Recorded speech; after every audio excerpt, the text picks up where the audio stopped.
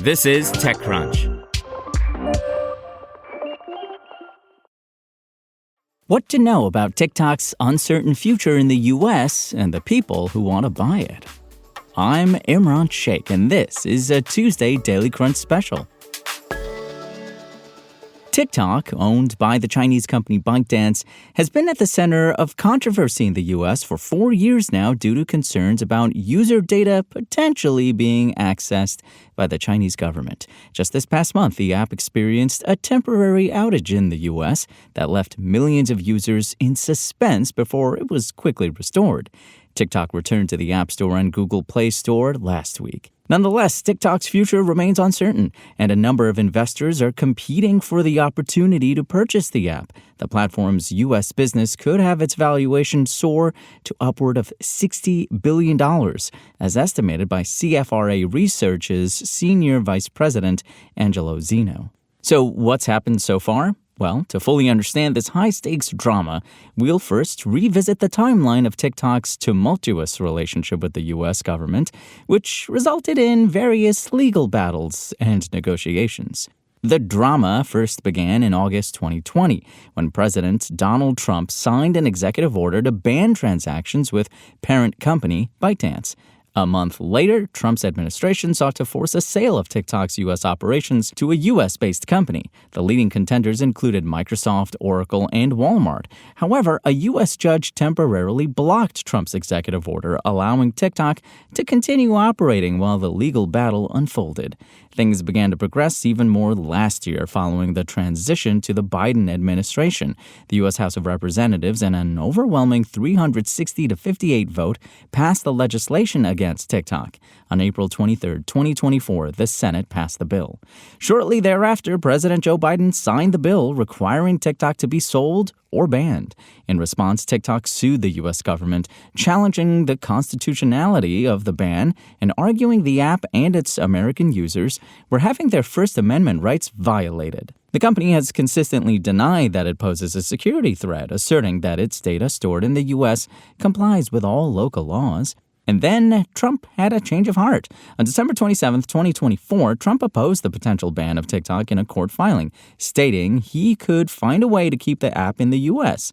This stance was a stark contrast to his approach during his first presidency and presented a surprising turn of events for TikTok. In January, the U.S. Supreme Court upheld the Protecting Americans from Foreign Adversary Controlled Applications Act, commonly referred to as the TikTok ban.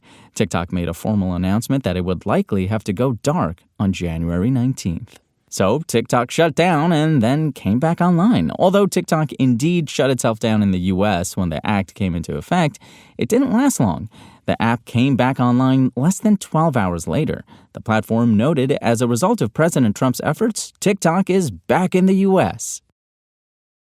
Where are we today? Well, on January 20th, Trump signed an executive order that postponed the TikTok ban for 75 days. This extension provides the app with additional time to either sell a stake in the platform or reach an agreement with Trump. His goal is to achieve a 50-50 ownership arrangement between ByteDance and a U.S. company. No definitive deal has been reached yet for the sale of the platform, but we could find out very soon. And now a list of investor groups and companies rumored to be potential buyers of TikTok's U.S. operations. Surprisingly, Elon Musk is not among them. The people's bid for TikTok is a consortium organized by Project Liberty founder Frank McCourt, who's also the former owner of the Los Angeles Dodgers. Investment firm Guggenheim Securities and the law firm Kirkland & Ellis are helping to assemble the bid. The main mission of the people's bid to acquire TikTok is to prioritize privacy and data control, taking an open-source approach. Supporters involved include Kevin O'Leary, a well-known investor and television personality who previously told Fox he was willing to buy TikTok for $20 billion. O'Leary joined the people's bid on January 6th. The inventor of the World Wide Web. No, we're not talking about Al Gore. We're talking about Tim Berners-Lee. He supports the proposal because users should have an ability to control their own data, Berners-Lee said in a statement. David Clark, a senior research scientist at the MIT Computer Science and Artificial Intelligence Laboratory. Clark has also been named a participant. Next is the American Investor Consortium. Jesse Tinsley, the CEO and founder of Employer.com, is leading a consortium of American investors. Last week, Tinsley announced a $30 billion all-cash offer to acquire TikTok's U.S. operations. David Baszucki, Tinsley told Bloomberg that the Roblox co-founder and CEO is a participant. Nathan McCauley, the co-founder and CEO of crypto platform Anchorage Digital, has been confirmed to be participating in the consortium, Bloomberg reported. And Mr. YouTube himself, Mr. Beast, Jimmy Donaldson. The popular YouTube creator is also a reported member of the investor group. Other interested parties, Bobby Kotick, the former CEO of Activision. Oracle, the company previously made a bid for TikTok back in 2020.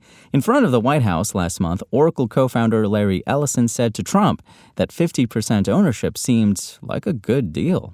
Walmart, the retail giant, could also be eyeing TikTok to enhance its reach in e-commerce, especially considering the platform's influence on consumer shopping behavior.